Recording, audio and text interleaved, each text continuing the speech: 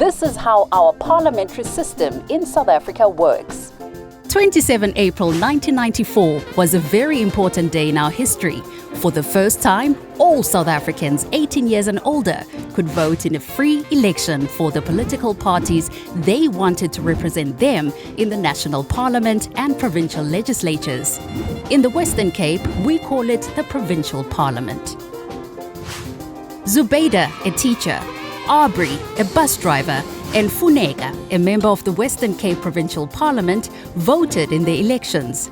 Johan, a tour operator, and Sindiswa, a student, were too young to vote in the elections. You must be 18 years or older to vote in the elections. In this series of videos, we will explain to you what our provincial parliament does through the eyes of Zubeida, Aubrey, Funeka, Sindiswa, and Johan. South Africa has 3 levels of government: national, provincial, and local. Elections for the national and provincial representatives are held at the same time every 5 years. In between, there are elections for local government.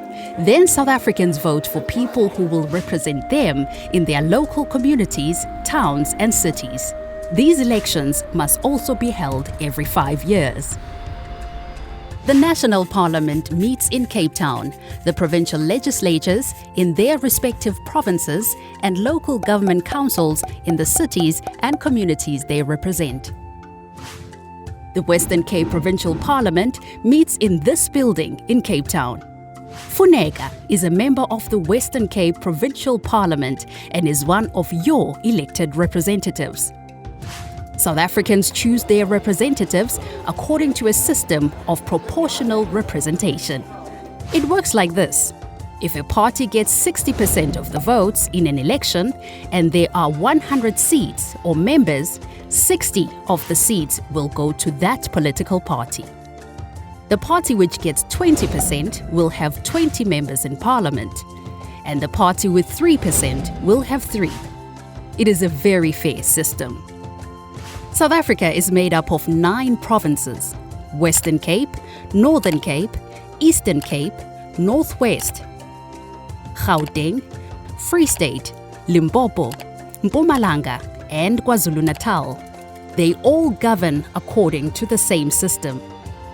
We have elections every 5 years when South Africans over the age of 18 can vote for the political parties they want to represent them in the national and provincial parliaments.